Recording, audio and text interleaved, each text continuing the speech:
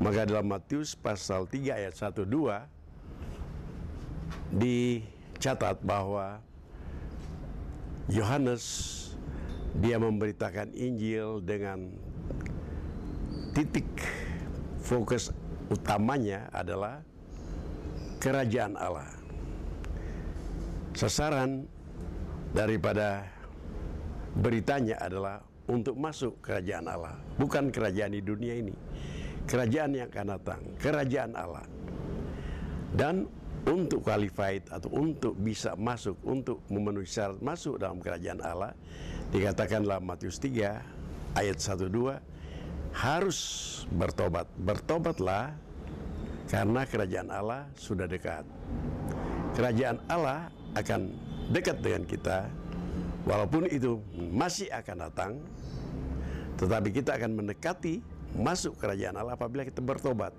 Dan pertobatan itu ternyata harus dari hari ke hari, karena terlalu banyak sifat-sifat kemanusiaan kita, karakter kita yang tidak cocok dengan segala kebenaran firman Allah itu harus diberesin, harus disesuaikan.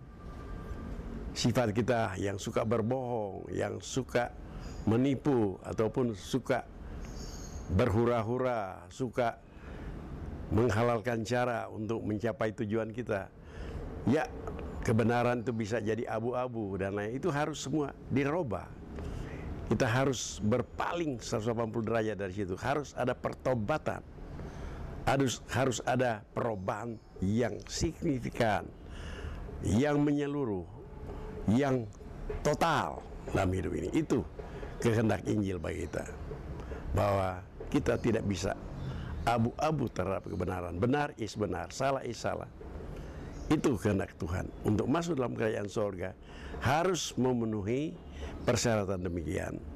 Dan untuk hidup yang demikian kita harus memiliki firman Allah, kebenaran Allah itu sendiri, dan urapan Roh Kudus. Roh Kudus yang memampukan kita, Roh Kudus penolong kita, Roh Kudus yang memberikan ilham kepada kita, merubah pola pikir kita, merubah weltanschauung kita, pandangan hidup kita, juga way of life kita, jalan hidup kita dirubah oleh Roh Kudus, dan juga oleh kemauan kita untuk bertobat, untuk merubah segalanya, disesuaikan dengan aturan baru, aturan kerajaan Allah. Tiap kerajaan ada aturan, ada konstitusinya, ada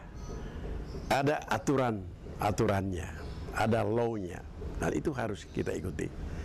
Dan peraturan-peraturan itu, bacalah Alkitab. Semakin saudara baca Alkitab sebanyak mungkin, semakin banyak engkau mengetahui mana saja kebenaran itu, dan ikutilah kebenaran itu.